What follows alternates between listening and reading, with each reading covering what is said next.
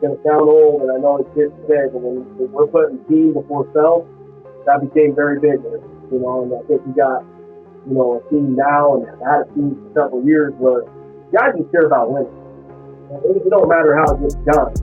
We care about winning football, you know, and then I think they truly care about each other, they play for each other. All the things as a coach that you tell you to do or want to do, and you know, you want to emulate those things. I think we live those things currently, and I think that's what I'll put on all my success to. Welcome to Inside the Headset, presented by CoachComm. Each episode pulls back the curtain on the coaching profession, spotlighting voices from every level of the game and offering lessons and insights for your own path. But first, a word from CoachComm. Deuce left, check with me. If they're in quarters match, we're going to Pittsburgh or Ohio. They're in zero. Let's go. Hippo, Seattle, wide choice. If we call the protection right, it's 6. When a play call is the difference between winning and losing, your headset choice could be your most important decision. When the call counts, CoachComm is the only choice for clear, dependable communication. Visit CoachComm.com for more info. We got it, guys. Good job. Follow Inside the Headset on your favorite podcast platform and subscribe to our YouTube channel for exclusive content. If you enjoyed this episode, please give it a like and leave a review. It really helps others discover the show. We drop new episodes each week, so hit that follow button and never miss a moment. Now, let's get inside the headset. Coach Bains, how we doing? Good, man. How's it been going? Everything is good. Everything's good. Excited about hopping on with you here today. I know, finding some time, in the summers used to not be too bad, but you got camps and still recruiting and all that kind of stuff. So we appreciate you, taking a little time to hang with us and tell us your story. Absolutely. Thanks for having me on, and just kind of wrapped up the semester and did a little bit of recruiting and those things, and get ready for our own little summer camp. There we go. Well, let's dive into this thing. The first question we always like to ask is, when did you know you wanted to be a part of this great profession? Probably while I was in college. That was at Fresno State. I watched, kind of what our coaches and my coaches did for our players, and kind of, how involved they were and the impact they had on us as players. And, I came from a very supportive family and those things, but as you guys know, you spend so much time with your coaches, and, just watching what they did for us, I wanted to do what they did. And, that's kind of what drew me into coaching. I originally wanted to be a high school teacher to coach. And it was just, at that point when I was, kind of a sophomore, junior in college, it kind of triggered maybe some interest in potentially coaching at the college level. Yeah. Now, at Fresno State, you have, you're part of 3 bowl victories. You obviously had some success. What been a part of a place like that? It's been good for a long time. I know they're kind of going through some changes and stuff now, but they've been good forever. How did that experience of success, not even just the coaches around you, how did that impact, you and wanting to get into this profession? Yeah, I played for Coach Pat Hill back there in the early 2000s, and if you know anything about Fresno State, I mean, that's a blue collar place, and I feel like during that time is where I learned, one, truly work and compete. Put in time, and that kind of molded me into the coach I think I became, and I draw a lot back to my days at Fresno State, and, the attitude and blue collarness that you learn, living and growing up in the Valley, and being part of Fresno State football, because that's who they are. They're bringing your heart out every day. We might have not had all the bells and whistles of maybe some of the other places, but, we knew how to play hard, and we knew how to practice and compete, and I think that's what you saw during that time period. Yeah, and I'm going to make reference to this because I don't know if in the totality of the story if the networking piece will make sense, but myself as a true freshman, I went and played at Army and played a ton, and then I decided, I was too far from home up in New York. I'm originally from Fort Worth, and I transferred to Baylor. And you also started at Willamette University. Started as a true freshman, played a ton, and then decided to transfer. How valuable has that been, I guess, to play for 2 different programs? Obviously, majority of your time was with Fresno State. That's where you graduated from. But just get exposure to different coaching staffs and styles and things like that. Yeah, it was a great opportunity to go up to Willamette there in Salem, Oregon, play for Mark Speckman, who's been kind of coaching the West for a long time. Ran a fantastic program in those things. Yeah, I got an opportunity to play when I was a freshman, and it's a great experience. I just felt like it wasn't, my cup of tea when it was all said and done, the first year. I was an undersized player. I was a walk-on at Fresno State. Came back and had a chance to play, I would say my, hometown essentially. Yeah. I grew up watching Fresno State football, so to have an opportunity to come back and join that team was pretty special for me. Obviously, you get a chance to see two different styles and two different levels of football and those things. And I wouldn't trade either experience, one for the other.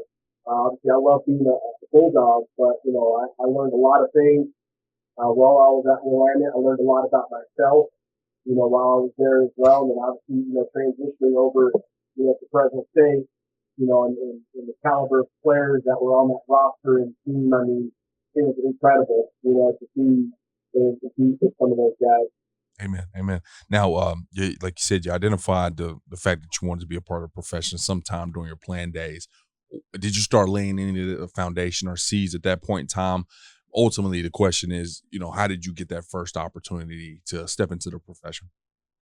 Yeah, I talked to, Coach Hill, obviously the head coach at that point, and I don't know if you remember back then, but, back then you had two graduate assistants, and, when their 2-year cycle was out, when you got an opportunity and you needed to have quality control and some of these other things that we have today. But, and so for me, I wanted an opportunity to coach in college. I wanted to get my master's degree. If I chose not to stay at the college level, or if I didn't like it, or if maybe I wasn't good enough, at least I had a master's degree after 2 years. Right. Kind of remember that old school, process that I think a lot of us went through. And, Coach Hill was like, hey, you got to wait a year. And I just, at that point, just, I was finishing school, and, I didn't really want to wait around, and he helped me, tried to get me in at a few places, along with, our staff and everything else. They called guys they knew, but a lot of the, similar dialogue regarding, hey, you got to wait a year or 6 months. And quite frankly, I just didn't care. I just wanted to coach and kind of get started. And, I didn't want to hit pause on, I guess, my life at that point, where I just wanted to get in and just get my feet wet and get going. Yeah. We have a strength coach when I was at Fresno State, he's an assistant there, that kind of hooked me up with a connection in the Rocky Mountain Athletic Conference there at Chadron State. They're actually a rival. They're school in our conference as well. So I ended up coaching there for 5 years. Got hooked up with that staff there as a graduate assistant, coaching a special teams coordinator. I started off coaching corners. So I did that for 2 years. And then, ultimately after the 2 years was up, our secondary coach there at the time, got out of coaching, and I got hired full-time. So I stepped in from being a GA, got my first full-time coaching job there at Chadron, ended up staying, a total of 5 years there from 2005 to 2009. That's awesome, man. I think, obviously how incredible would it be to, GA at Fresno State, be at the FBS level, at your alma mater, all that good stuff. But, I always highlight this part of it. My first GA experience was at the Division II level. And I think one of the awesome experiences that kind of comes with that is you typically have your own room, but you still do all the GA stuff. You still, depending on the situation, you still get the GA. I mean, you still get to recruit, and so you kind of get a full experience. And sometimes it's a full plate, and most of the times it's a full plate. But man, it was, just one of the best experiences I could have had, versus maybe doing it at the FBS level. Yeah, cool to travel and do all that kind of stuff, but you do miss out on recruiting. You do miss out on, in many situations, having your own room. How advantageous was it that for you to have that experience that early on? Quite frankly, obviously I didn't go through the Division I process. Obviously I had, former players that I played with, or, other friends and different things in the profession and whatnot. And, during that time period, I mean, they had different roles and duties where, heck, I was coaching football every day.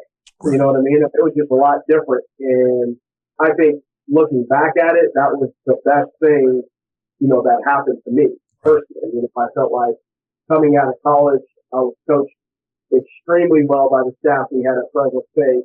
So I felt like my knowledge base was very good. When I got to Chadron, one of the things that, I think really sticks with me today is, I learned how to coach there with those coaches. The head coach at the time was Bill O'Boyle. He's the offensive line coach at Northwestern now. Yeah.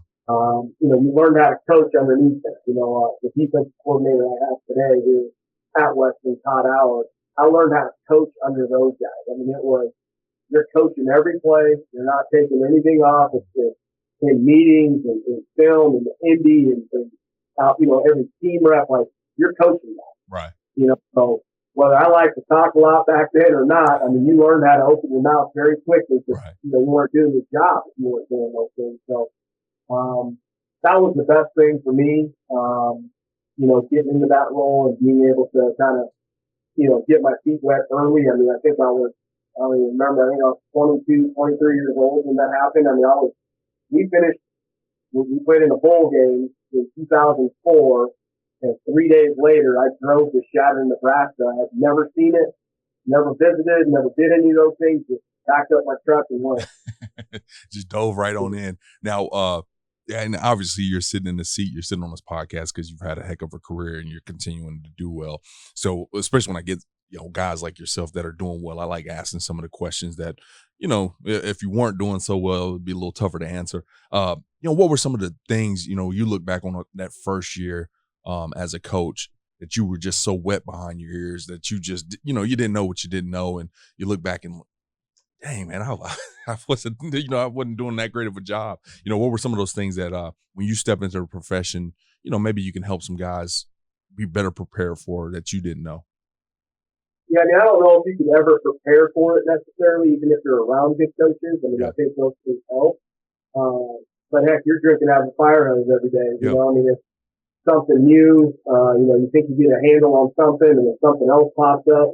I think as a young coach, I came to Western as a defensive coordinator, special teams coordinator in 2010, and I was hired as the head coach in 2011. Yeah. So it's very quick transition for me. I do feel like in hindsight, I somewhat missed an opportunity to coordinate on defense.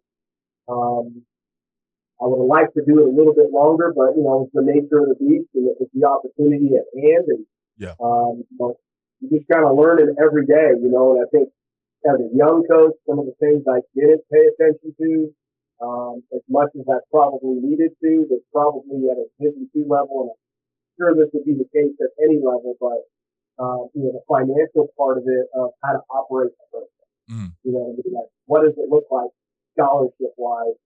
What do you actually do with your budget? And then when your budget doesn't, cover your costs, how do you make up the cost?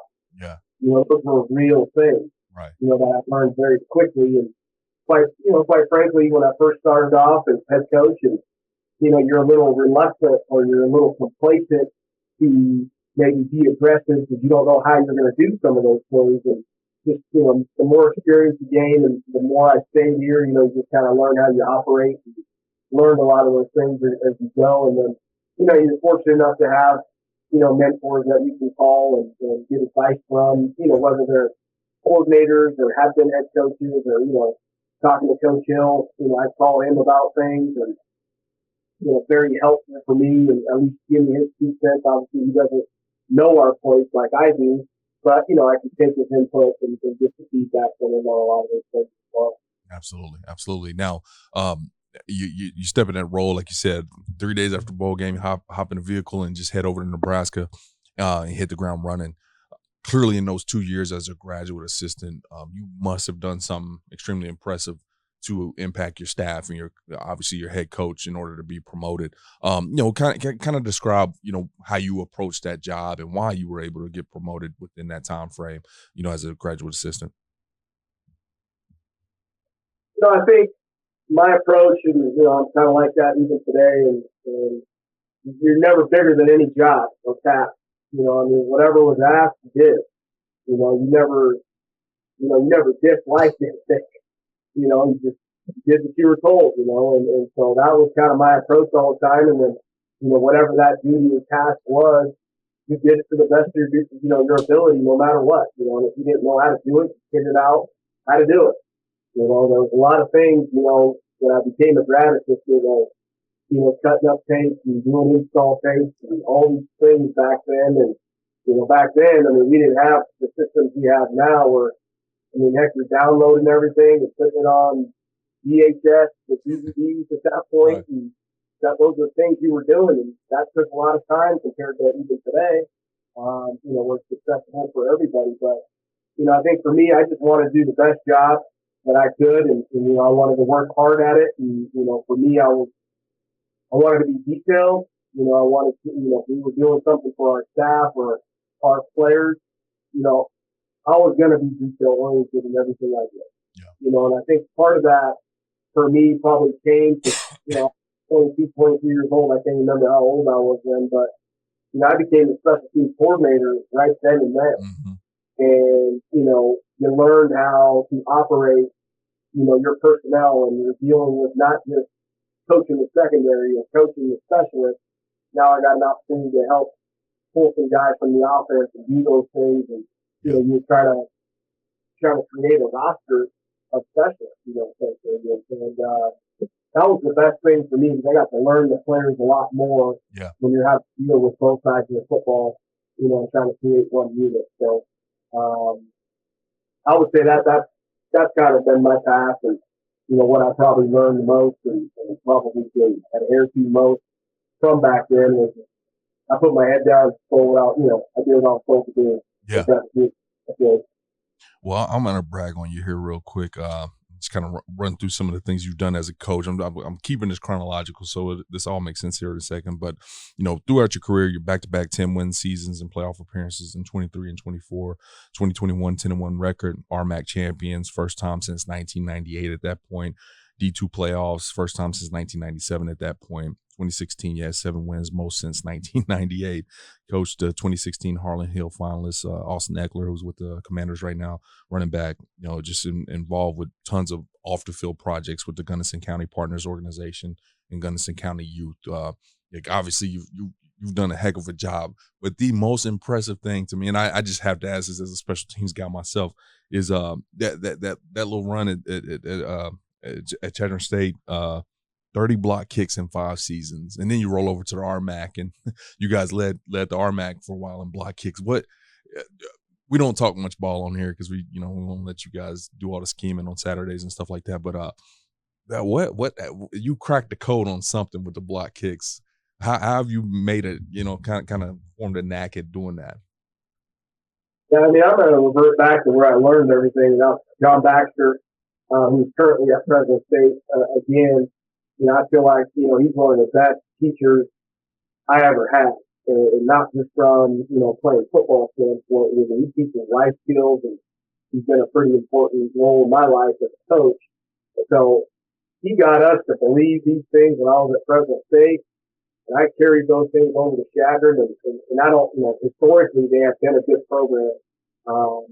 They've won a lot there as well. Just, I don't know how great they were on special teams. I don't know how much emphasis they put on special teams. But so, when I had a chance to pretty much take over as the coordinator there, Coach Boyle was like, well, how much time do you need? And all these things.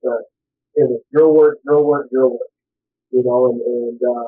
We started attacking, our opponents just like we would on offensive defense. I think that was a part of the game that was kind of overlooked a lot back then. I wouldn't say that today. Back then I always felt like, people would just throw out 11 guys, hopefully they did their job, where, we were going out and practicing all fall training camp and, throughout the week of, whether it was blocking kicks or whatever fundamental that we needed. And we were pretty good at it. We kind of top in punt returns and block kicks and kickoff returns and different things like that. But we had a bunch of kids down there that, man, they believed, and the goal was to sit there and try to block kick every game. Yeah. And we had multiple block kicks in games and those things. And, being a special teams guy, I think we were on the staff at that point. We're on the staff here today that I have, where, we treat it like 1/3 of the game. Yeah. you know, we put time into those things. And, you know, today, I mean, we're practicing those things 20 to 25 minutes of practice. So we're emphasizing it, and we want to be just as good on those units as we do on offense and defense. Yeah. I think when you treat it more than just a ball exchange, or and just say, hey, it's extra point, or you're going to get it, where you go and attack, like you said, it does totally change the aspect and the outcome of the game. In my opinion, I would imagine some of those kicks had to impact those games in a positive way in regards to the win-loss column. So yeah, I saw that, and I kind of I was walking around the office kind of bragging about that, how crazy that was. Now, after that successful run there at Chapter State, you take the defensive coordinator and special teams role over at Western Colorado. Now, how did that come about, especially within RMAC? And then, you take the job. Obviously, it turns into this magical run that you're kind of on here now currently. But what went into that whole process? Interviews, phone calls, all that kind of stuff. Yeah, I mean, I was pretty familiar with the staff. Obviously, we coached against each other in those things, and they had made a change. And ironically, the guy that had helped me leave Fresno State for the GA position at Chadron, he was the defensive line coach here at that time. Okay. And so he said, hey, we have an opening, would you be interested? And I said, yeah, absolutely. And I was, and not that I was trying to jump ship. Obviously, I wanted to see progression in my own career path. Yeah. And I felt like, having been a position coach at that point for 5 years, I wanted an opportunity to coordinate on defense and do those things. And, you go through the interview process, and lo and behold, you end up in our conference, at a different school. And, it was a great opportunity for me. I mean, I was, at that point, I think I was 27, 28 years old. Yeah. And, there's not a lot that goes into, I guess, decision making at that point. Western was a program at that point that I'd been struggling a little bit, and, the staff had been here for a while, so I knew the risk I was taking at that point. But when you're 27 years old and you're not married and you don't have kids, you don't have all the responsibilities at that point. And it was packed like truck up and go. Yeah. It was a pretty quick transition. And like, I moved over Christmas break and was here by January 3rd or whatever it was. And, kind of hit the ground running and started installing and stuff and get going with, what you want to run here on defense. Yeah. Now, that's you kind of segue right into the question I was going to ask. Obviously, you're young. You're 28. You're young in age, and you're young in the coaching profession.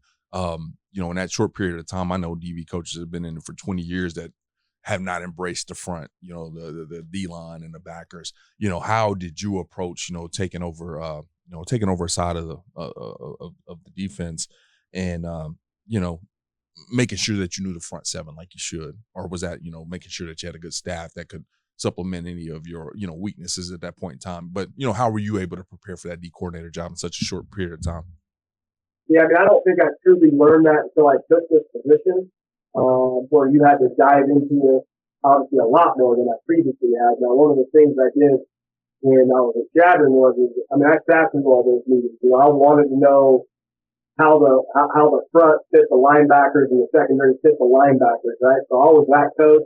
I wanted to know everything, right? Yeah. And I wanted to be able to tell the back end, like, oh, you don't have to worry about this because they're going to take care of these things. Right. You don't need to fit this type of thing. So I felt like I had a pretty good grasp of that. I think part of it came down to, you try to hire and have good position coaches, that can help you through this process, during that time. And I was fortunate at that time when I took the defensive coordinator job to bring an assistant coach, Mike Imoni, with me during that time. And we had a chance to, fit our defense in, and, he knew what we wanted to run at that time here. And, it was a little bit easier transition, but that took a lot of time, and I think unless you spend time at it, and I don't think we had it figured out by any means necessarily, right off the bat. Right. But it took time, and season and spring and fall season progressed.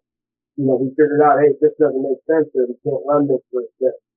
So essentially, you just have to spend a lot more time into that. So I could handle the back end. You could do those things, and it was just a matter of that that front box, right? The 7 guys, whatever it was we were playing with, being able to make sure those guys knew where they were going. You said something, and any opportunity I ever have to, obviously in my role, I get a phone call or two about how to get in a profession or maybe some decision making things.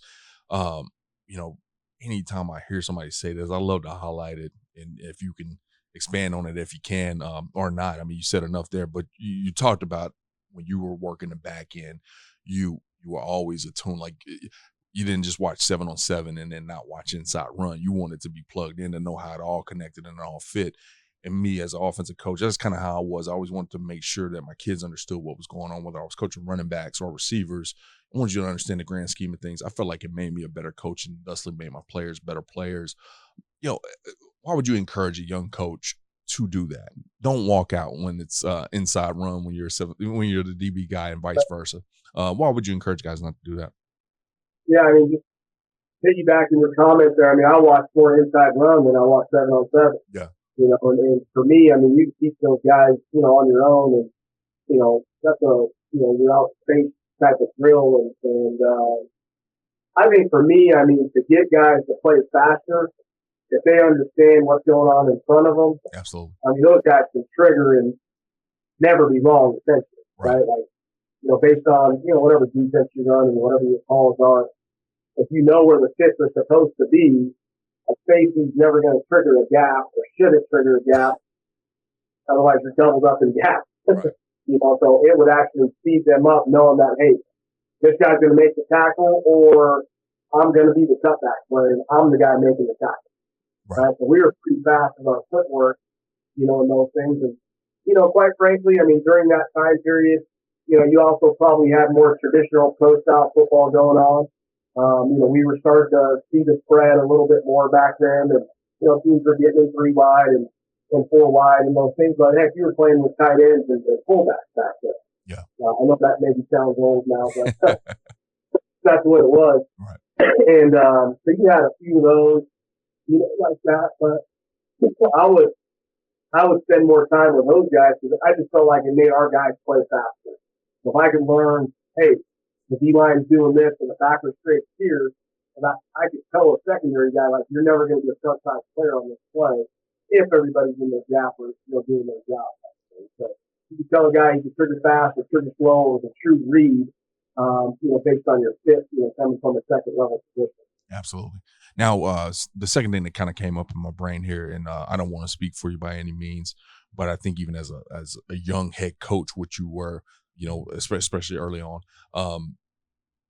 but I'm more particularly talking about when you take this defensive coordinator role. One of the unique things at Division II was you could be 28 years old and still be playing Division II football, and or I want to say when I was at D2, we might have had a 30-year-old player on our roster. And, as a young coach at that point in time, and I had one of those old kids. I had a kid that was, graduated high school with me, and I had to be able to lead him, the same as the others, but it was a different approach. And I think one of the things that was unique in your situation is you're 28, you probably got position coaches, that are reporting to you, that are older, more experienced, all that kind of stuff. How do you manage that leadership portion, when that's the makeup of your room? A little bit where you might have some more experienced guys. You might have some old kids your age or older. How did you manage that? I mean, I think you got to put your ego aside, right? I mean, whether you're in charge, I mean, you're all there for the same reason, And so to me, I draw on experience, that our coaches have had and what has worked and what hasn't worked. So, I mean, you got to trust it. Yeah. And at the end of the day, if they're getting it done in your scheme, whatever you're running, right? I mean, they're doing their job, and there's not a lot to say. It's more having the hard conversations when the job's not getting done. Right. And I think if guys are on the same page, that's an easy thing, to do. And when you have success, or when you're having success, sometimes some of those details get overlooked, and you try not to do that. But maybe when you're not winning games and you're not as successful, you're that much more critical. Yeah. Everything that you're doing. And so finding a balance in that, I feel is very important. I'm a guy even today, having been in this role now for 15 years. I mean, I still draw on experience from other guys and hey, what worked at your place what are you doing at your place that's working for you today? Yeah. Whether that's program oriented, player oriented, whatever it is. I always like to hear feedback from those guys that maybe there is a better way to do things. Yeah. Definitely a way for you to continue to professional develop, Mm-hmm. even though you can't be as mobile, and sit in some of the rooms at times as other people. I love that. Now, one of the unique things there, that 1 year was you were both the DC and the special teams coordinator, which either one of those are a handful within itself. And then I would assume responsible for a position group. How did you manage that in that first year? It's got to be difficult. Yeah, it was difficult. I think part of my interest, I wasn't necessarily hired to be the special teams coordinator. I think, it becomes one of those things, where it was just very draft bagged at that point, where it's like, hey, you take this and you take this. And I just hadn't been very familiar with those things, so coming from Fresno State and the way John Baxter taught us and what I had done at Chadron at that time, special teams units, they're all intertwined. You can't teach one thing on kickoff return and then teach the opposite on kickoff. And then, you're trying to teach kids concepts and theories and, you're trying to teach them that stuff. So for us, I was like, shoot, I'll do it. Yeah. And that's kind of what happened. And, so I kind of took over that, and, I had some other coaches, assistant coaches kind of helping me with breakdowns and those things that, they could help me, and they had done it with me in the past. And, kind of gave them a little bit of control to kind of have a game plan ready as the week progressed. And, I'd kind of look it over and take a look at some of those things. So just having good assistant coaches to help you through that process and want to be involved was very important, right? Because we all know how special teams work. Sometimes you're doing drill work and different things, and there's 4 coaches standing around doing nothing. You still see those things today. Yeah. It's like, well, shoot, you could be over there helping those 4 guys, 5 guys, with some specific things. So we try to utilize everybody on staff. One of the things I learned very quickly, I was going to go back to my days at Fresno State, and that, you learn to create simple and effective tools. That's it. So for us, it's going to sound very arrogant, and I don't want to come off that way. Just, we were going to be good at what we did, or we're going to be better than you at. That was it. You watch our film, and we're not flashy. We're fundamentally good at our skills, and that's where we win on those units even today. That's right. Now, just walk us through. You come in, you take the job, you're there for a season, then ultimately you get named the head coach. What was that process like? What led to the departure of the previous coach, and then everything kind of in between? I think they had won to the level they felt like they needed to win at. I wasn't a part of that process at all. And then, when it all kind of went down, and they're just sharing the info that, hey, we're making a change. And that's all I was told through the process.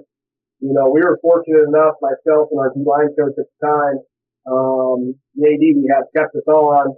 He released the rest of the staff, unfortunately, at that time. And he kept us on, and we're kind of in the dark on a lot of things, but we pretty much run the program until we get somebody hired. And so, we're kind of doing things our way and what we had known and what we had known to work. And, that was a transition in itself. And there was no guarantee at that point we were going to be working there anyway. So, so kind of just through the process, quite frankly, we brought a couple candidates onto campus, had a chance to meet with some of those candidates.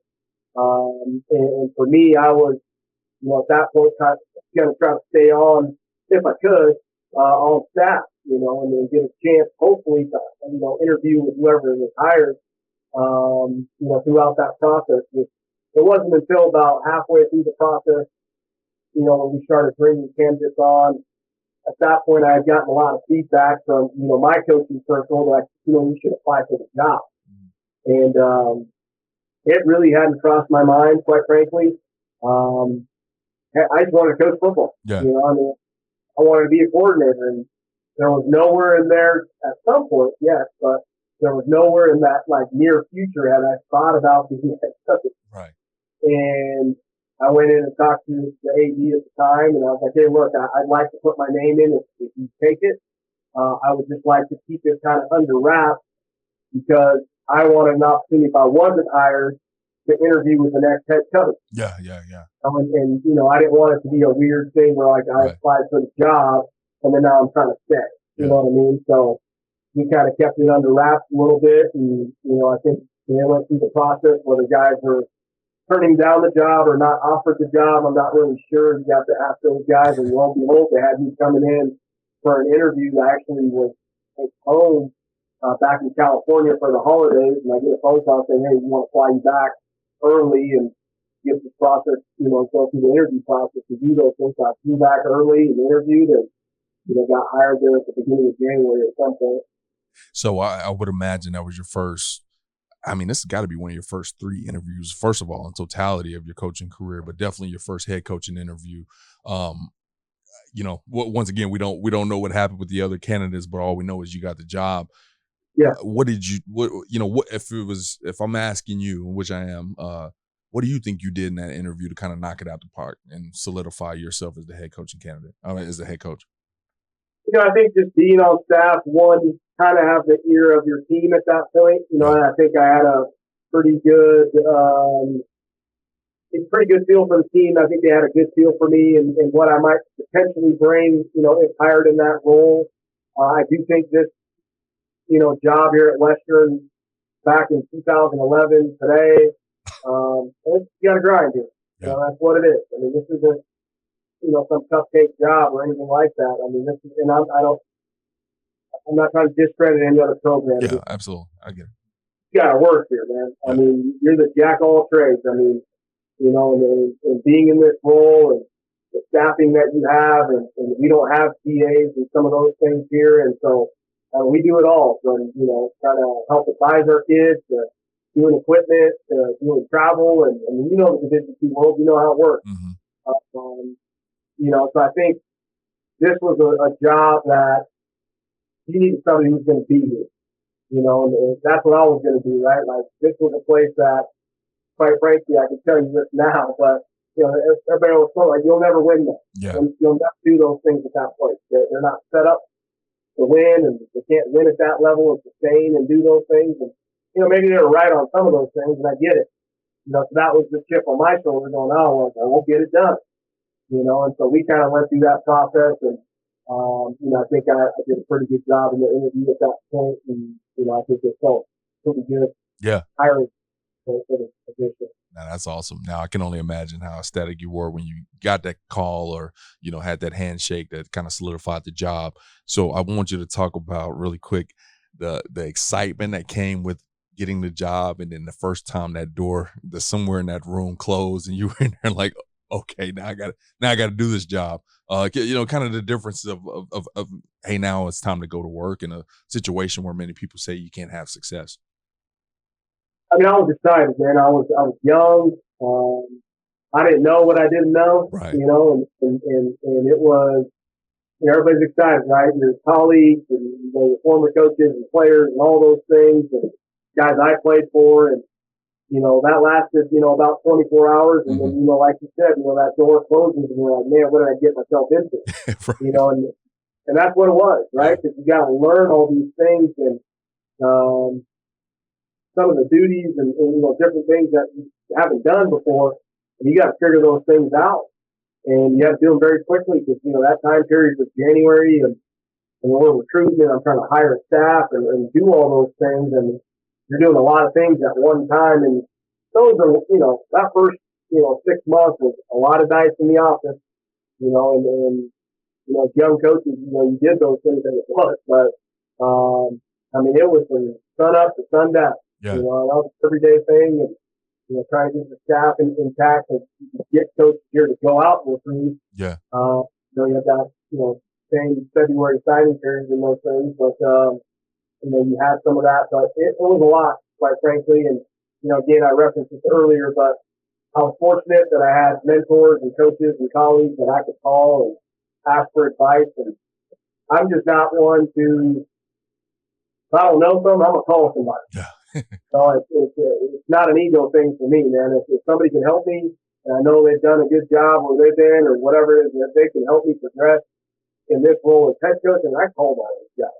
Yeah. How would you do? What would you do here? And you ask all those questions, and at some point it formulated into our own thing here quickly, and we were able to make progress as we got going. Absolutely. Now, Man, as you were saying that, I popped up with about 50 questions. I know we don't have that much time here, but I do want to ask a couple of them. So hiring, once again, and this is definitely not an attack on you by any means, but your network is big, but it's not humongous. You didn't have 7 jobs prior to being a first time head coach. You had been at essentially 3 places. In Willamette, I guess, you probably met a few coaches there at that point in time, but it was a different phase of your life.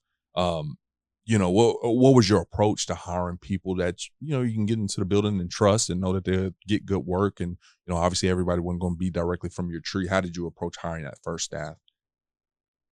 Yeah, I mean, I was trying to hire guys that were kind of cut from the same cloth, that they were going to work and not complain about things maybe we didn't have, and work with things we did. Yeah. They're working, they're working their butts off, and they hired a lot of guys that I had worked with. We were all young, that staff that I originally hired, even when I became head coach.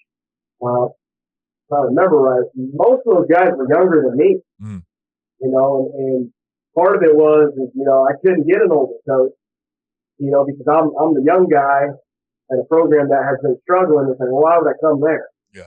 And so that was different, right? So you couldn't draw anybody here if we weren't winning. And, Division II is Division II, and salaries are salaries. Yeah. You don't come here for anything.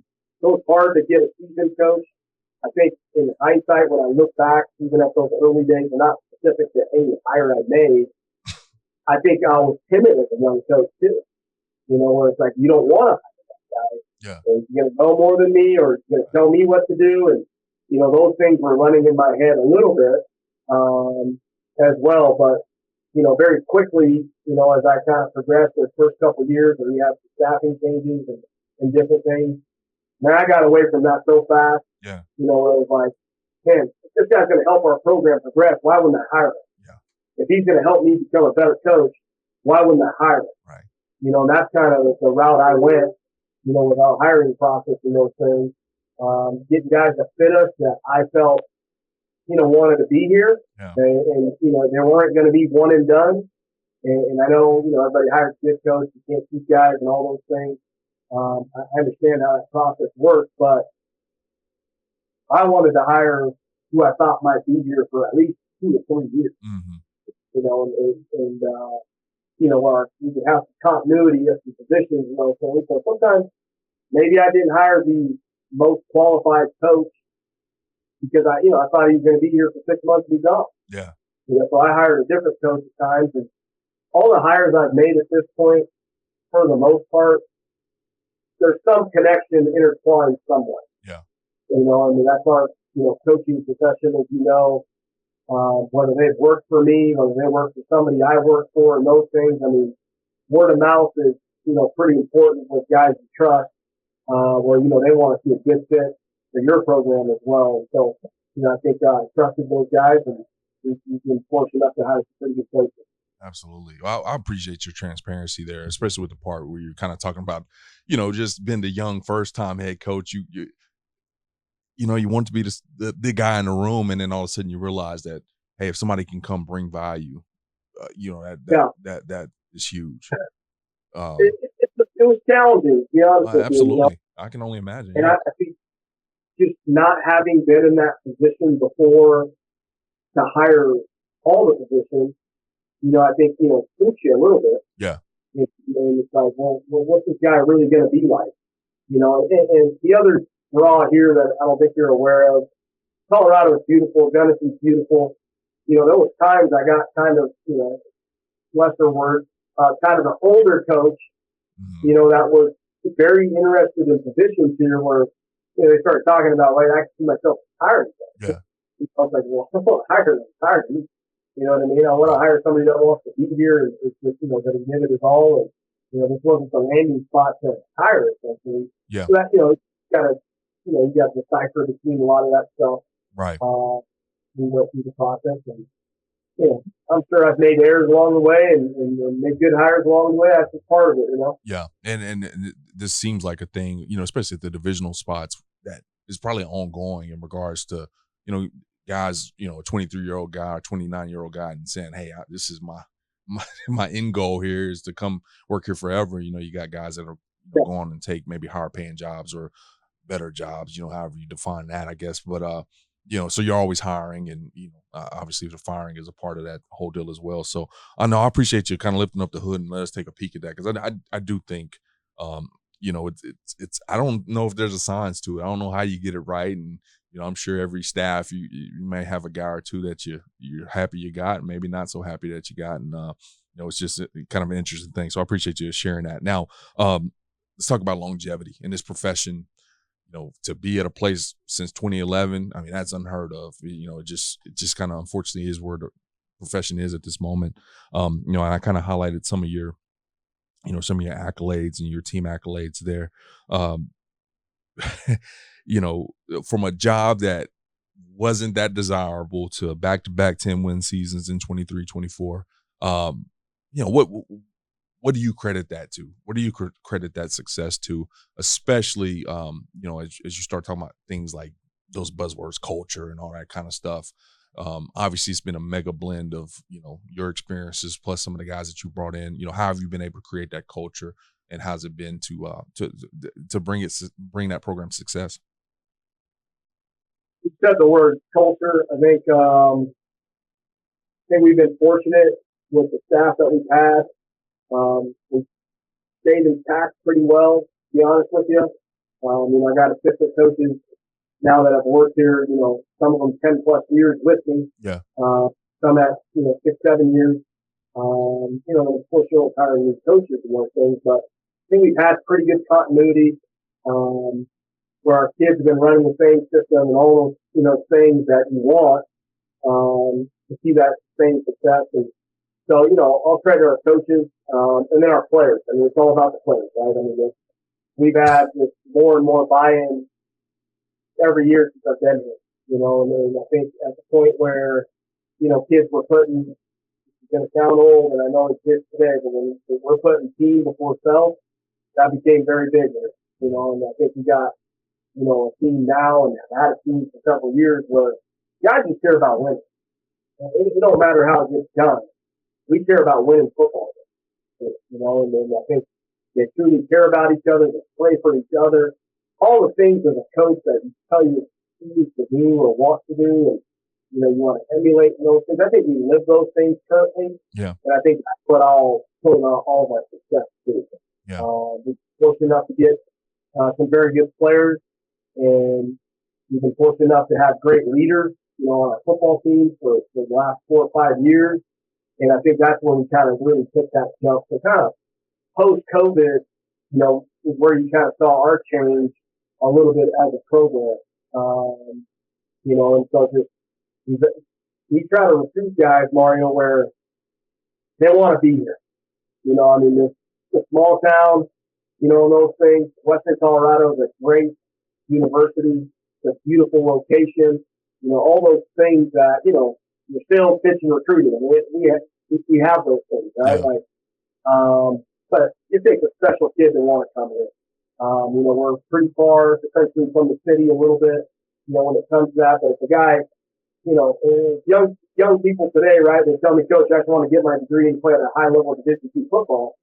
Well, come on over. Yeah. You know, that's right here at Western Colorado in our conference in the Rocky Mountain Athletic. Yeah. You know, and we play in a very competitive league and got a lot of very good schools, you know, national recognition and all those things that we all want to be a part of.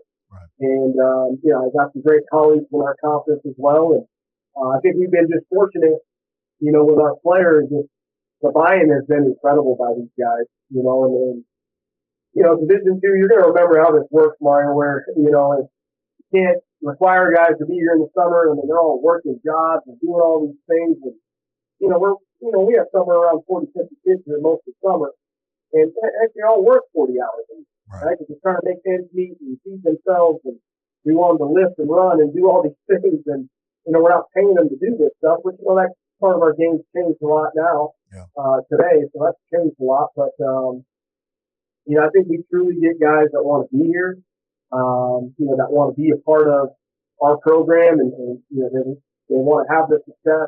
They want teammates that care about them, coaches that care about them. and want to be part of our tradition that's been going on here for a long time. Well, congratulations for sure on establishing that culture and kind of turning the tide there. One thing before I kind of close this up, I do want to ask you about your been on the board at the AFCA, but prior to that, I want to, you said something that I can't skip, I guess. As I've been able to sit in this role, I've never been a head coach, so I want to use this lightly, but from my seat and in my own brain, how I look and see if a coach is doing a good job is obviously the win and loss column, but really the staff attrition. When you see guys join the staff, and man, it's not a lot of guys leaving. You mentioned you had a couple guys 10 plus and 6 and 7 plus years, and I'm sure you're not making coaches rich over there. It just is what it is at Division II, and it's at some of these universities. I think it's awesome when you create a culture where you got guys that come and they want to stay. And I feel like there's a lot of pressure, obviously, in today's ball to win games. And with that pressure becomes sometimes tense head coaches and, coaches that are gonna not grind you, because grind is a good term and a bad term in some ways, but not necessarily always create a great culture in regards from a work environment. How have you been able to really create that attrition, really create, staff buy-in for those guys that want to stay and not want to go take another D2 job, or, maybe the position's got to be right for them to want to leave. How have you established that culture within your coaches? Yeah, I mean, I think, now a lot of these guys have been here, and again, there's been some connections that was created a long time ago where staff today. I got kids, right? So I use that as an example. I got staff, half our staff has kids. Yeah. Right? I want them to spend time with their families, right? And all, just like a lot of coaches do. I think for me, I trust our coaching. That's probably the biggest thing. Yeah. I'm not a let's meet the meat guy. I just don't do those things. If we don't have anything to meet on it, I don't need to talk to you. I'm not going to call staff meeting, just call staff meeting. Yeah. And as long as we're on the same page and we know what needs to get done by the end of the week or 2 days or whatever that is, I think I give our staff a lot of flexibility to do those things. We know what our meetings are and with players, with staff, whatever it may be. As long as they're getting their stuff done, I don't really care what they're doing. With that stuff. And I think our coaches enjoy that. Now we have the other conversations as well, right? Like when things aren't getting done or we're not performing to the level that we feel like we should be performing at, we have the hard conversations of, okay, how are we going to fix this? How are we going to change this? Right. What do we need to do to improve? So for me, I put a lot of trust in our coaches where, it's one of those, you hire those guys for a reason. Just let them coach. Just let them do what you hired them to do. Yeah. I'm not going to be the hovering coach over the top unless I feel like I need to get involved. And I say things where I think they need to be said, and whether guys like it or don't like it, I mean, I'll speak my, 2 cents, and they need to take it for what it's worth, and make their adjustments accordingly and do those things. But I think it's one of those where I think when it's time to, and I get it, we're in a profession where, we're working all the time. But, when we need to work hard, we work hard. And when they get downtime, I want them to go spend time with their families, doing whatever they do.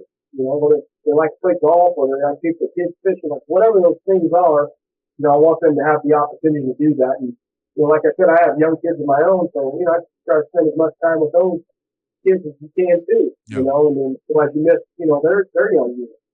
And so I think, finding that balance, and every coach is different, but, finding that balance has been important for me. You're learning those things every day, right? Even today, like our game keeps changing and the commitment changes and it moves from this time period to that time period. And, unfortunately, sometimes got to roll with the punches and adjust on the fly and, improvise, adapt, and overcome a little bit, So. Well, that's a great segue. Obviously, the game is changing tremendously, and the AFCA, we're or trying our best to kind of keep up. And I know Coach Bowl is doing a tremendous job, being involved in regards to communication with the NCAA and even at the government level. Why is it important? You're part of this board. Why was it important for you to get involved to that capacity? To represent the divisional football and just be a voice? Yeah, I think, I've always, I think, been a member of the AFCA. When I started coaching, it was always, you go to the convention, right? That was the whole thing. Yeah. And, I think, you started off and you do a lot of talk and learn a lot of things. And then it turned into, that's the opportunity to go see the friends that you never see, once a year, and you get a chance to see them at the same place. Just over the years, probably the last 4 or 5 years now, I've been fortunate to sit on a couple committees and different things for not only our conference, Division II playoffs and different things, and just like learning that process. Yeah. And getting a chance to sit in a room with other coaches and things that they go to, and seeing what their thought processes are. And and I had the opportunity, when Coach Paul called and said, "Hey, I think this is something you should really look at." I was excited about it, but in the back of my mind, I'm going, "Hey, it's another committee." Right. There's only so many you can do, and I kind of gave you, our background here as far as, and we kind of do everything around here, and that's okay. And I didn't know if I should bite off more than I could chew. Yeah. And Coach Bull was pretty adamant about it, and I had an opportunity to talk with a few other coaches that was part of the AFCA Board of Trustees. And okay, I think this would be really good for you. And kind of just jumped in with 2 feet when I got the opportunity, and kind of had our first meetings back in December or January. At the AFCA convention, and then we just recently had some meetings in late April, early May. Yeah. So it's been a great experience so far. It's a lot of work. I really enjoy listening to all the people in the room, and just, man, sometimes you think you have problems. I mean, it's wild. You know what I mean? I get it. I coach Division II football, and they coach Division I football, but they have different problems than us. And just very interesting to listen to this and be like, the grass isn't always greener on the other side. Amen. Yeah. Well, Coach, we definitely appreciate your voice, and obviously, the game is changing, and like you said, you got to roll with the punches, and anything that we can do to help influence some of the punches, is huge. So we appreciate you, number one, hopping on the podcast here, and then number two, your dedication to the AFCA. And number three, just your dedication and willingness to be a part of the AFCA Board of Trustees. So, Coach, once again, that was about an hour, man, and I know an hour of time for a head ball coach in 2025 is hard to come by. So we appreciate you spending it with us, okay? Thanks for having me on. All right, Coach. Well, you have a good one, all right? CoachComm has been delivering tough headsets for tough teams for more than 31 years. It's why 97% of FBS teams and thousands of high schools across the country rely on CoachComm. Get the best for your team. Visit CoachComm.com for more info. Thanks for listening to this week's episode of Inside the Headset, presented by CoachComm. If you'd like to learn more about this week's episode, head over to AFCA.com. There, you can access every episode and find corresponding show notes. Remember, you can catch every episode of Inside the Headset presented by CoachComm on wherever you get your podcast, including Spotify, Apple, and YouTube. While you're there, we'd love for you to take a moment to rate, review, and subscribe to the podcast. Your feedback helps us improve and grow. Keep up with the latest news by following us on social media. Connect with us at Inside the Headset, and remember to tag us when you share your favorite episodes. For more updates on all things AFCA, be sure to follow the @WeAreAFCA social media accounts. If you're not a part of the AFCA community yet, visit AFCA.com to join thousands of NFL, college, and high school coaches nationwide and across the globe. Elevate your coaching game with an AFCA membership. You'll gain exclusive access to the annual AFCA convention, magazine, digital library, and AFCA Insider email. Stay up to date with the latest stories and news on the AFCA website. More than just a convention, the AFCA offers continuous education, guidance, networking, and more. Celebrate the past and shape the future with the AFCA. It's about fostering exceptional coaches who create outstanding teams and even better individuals. Invest in your skills and make a lasting impact today by engaging with the AFCA. Your journey starts here.